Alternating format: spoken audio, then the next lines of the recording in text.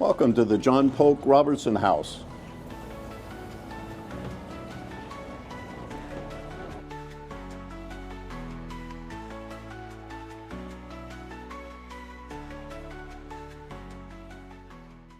Our family moved to California in 1997 from Canada, and we have been involved in the dairy industry here. I ran a dairy supply house down in Chino for years. My wife is a food animal veterinarian. Over time, we've done 7 or 8 different restorations. The last one was 1932 hunting lodge up in Lake Arrowhead. And my wife always wanted to do a Victorian when we retired. Unfortunately, they don't come up twice a week. So when this came up, we jumped at it. This particular property, we heard that Jack, the former owner, had died and his widow Shirley was considering selling. And that didn't happen until 8 years later. And we used to drive by here all the time on the way to our store in Chino. And my wife saw it one morning, the for sale sign. So we, rather ahead of schedule, i.e. before we retired, we bought it in June of 2019. And we spent the next 4 years restoring it. And then we moved in just before Christmas a year and a half ago. Built in 1896, it has been owned by a number of different people. And of course, originally it had 9 acres attached to it originally. And looking through the list of owners, they are mostly been in the real estate business. So over the years, they've chopped pieces off the property and sold them for various reasons. Probably the biggest reason was in 1928 when the house was electrified and the plumbing was put in the house for the first time. From 1957 till 2019, this house was in the same family. First as a rental, and then in 1997 they purchased it. They purchased it as an anniversary present to themselves in 1997. And in 2019, my wife and I, for our 30th anniversary, bought the house. The great advantage in historic properties is generally the quality of build. This house is built out of old growth redwood. So the joists in the floor that run from side to side of the building, they're over 40 feet long. So an extraordinary material that's literally no longer available because we don't cut those trees down anymore. Half the life of this house, it was a rental, and yet so much of the ornamental woodwork has survived.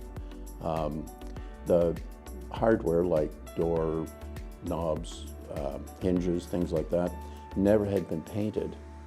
So things like that were quite interesting.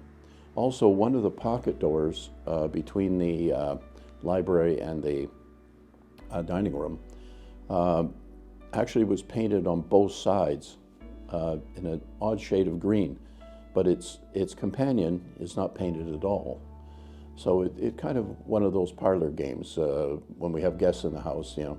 So what do you think the story was, you know? So.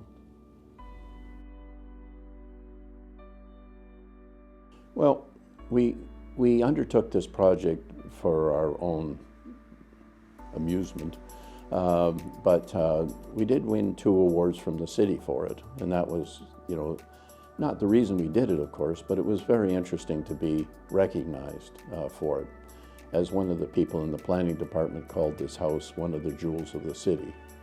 So we were pleased that what we did was highly appreciated and that we had done it in a way that was pleasing to those who judge such things.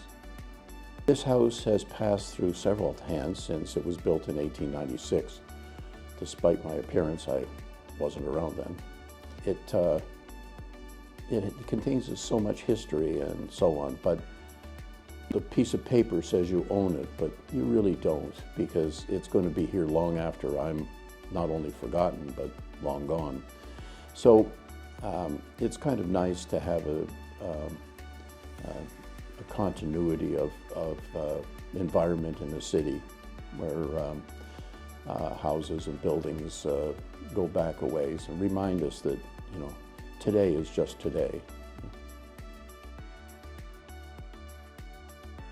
It's very difficult to judge the present without knowing something of the past. And seeing the way this is built and then seeing the way some other building is built gives you a perspective on what one might attain or might try for.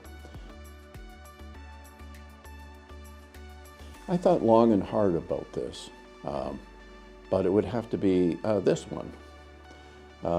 You know, we really do appreciate what this house is and its history and the quality of its construction and so on. There are many cute buildings downtown and so on, but we're very favorably attached to this one.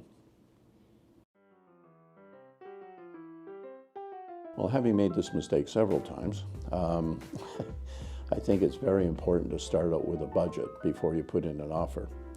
We had a budget to renovate this house before we even put in an offer, and made sure that we had the funds to finish the job. Because, for example, this house had a 1950s rental kitchen. And if we'd have torn it out, which we did, before we had the funds to rebuild it, and then had to stop at that point, the house would have been unsaleable because you can't get a mortgage on a house without a kitchen. So it's very important to make certain that you know how deep the water is before you wade in.